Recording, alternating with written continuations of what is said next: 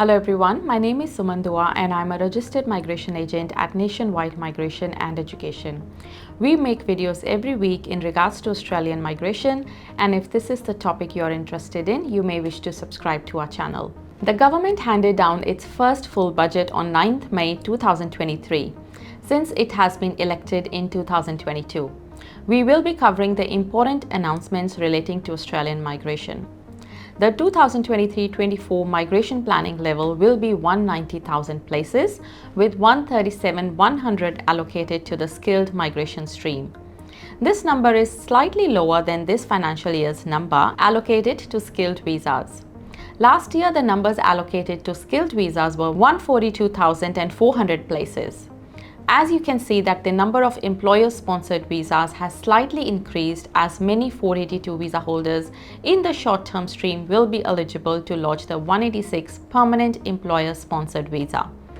The numbers for the business, innovation and investment stream have drastically decreased by 3,100 places, which is probably why the visa application fees for these visas have increased by 40%. The numbers for the 189, 190 and 491 visas have slightly decreased compared to this year. Now let's look at the increase in fees and charges. The government will increase visa application charges from 1st July 2023. The budget papers indicate that visa application charges will rise between 6% and 40%.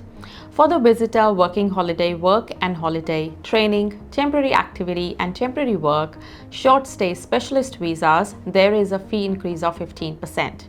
There is a 40% increase for the business, innovation and investment visas and 6% increase for other visas.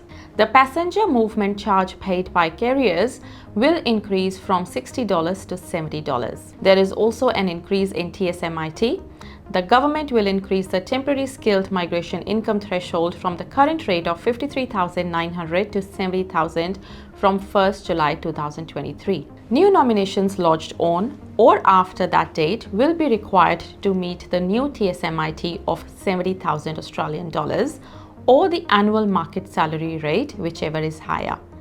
Applications lodged before 1st July 2023 will not be affected.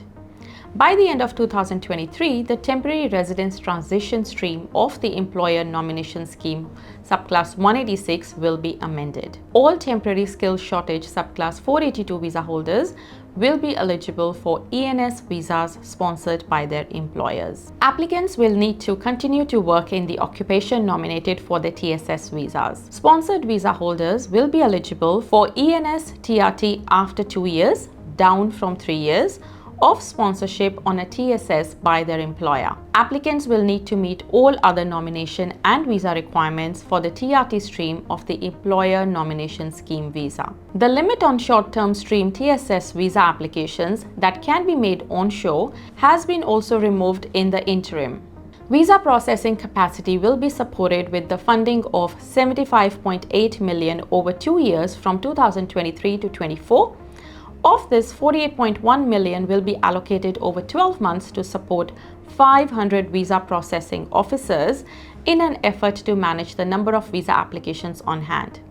$27.8 million of this amount over the 2 years will be spent to upgrade existing visa ICT systems to improve visa service delivery efficiency. An additional investment of $50 million over 4 years from 2023-24 is to be provided for additional enforcement and compliance activities to maintain the integrity of the migration system.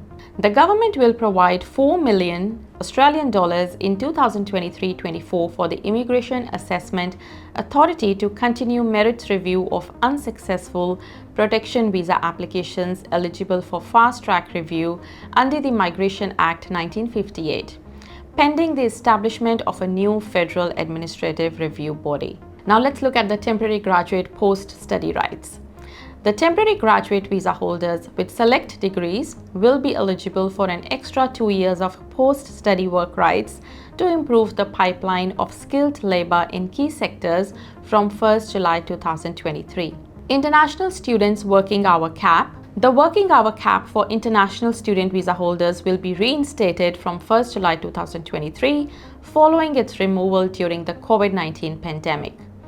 It will be increased by 8 hours from pre-pandemic levels to 48 hours per fortnight.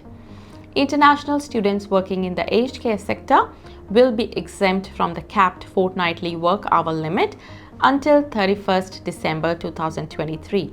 In regards to the skills assessments, the government is rescoping 2 skills assessment pilots to provide onshore migrants with fast-tracked skills assessments, free employability assessments, and access to further training to improve their employment prospect. Department has also announced an aged care labour agreement to address the skills shortages in this sector.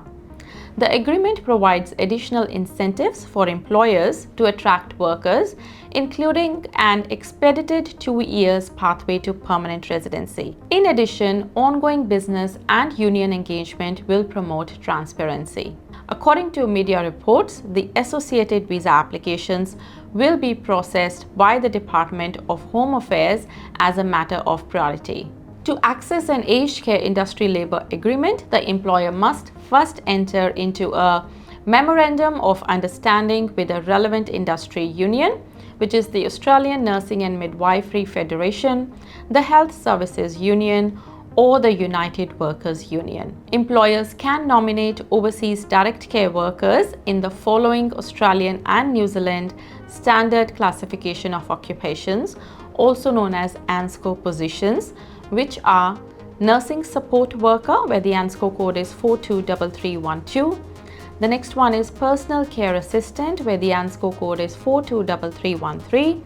And the third one is Aged or Disability Carer, ANSCO code 423111. So these were all the updates we had from the Federal Budget 2023. If any one of you needs any help with your visa application, you can book a consultation through the link provided in the description below.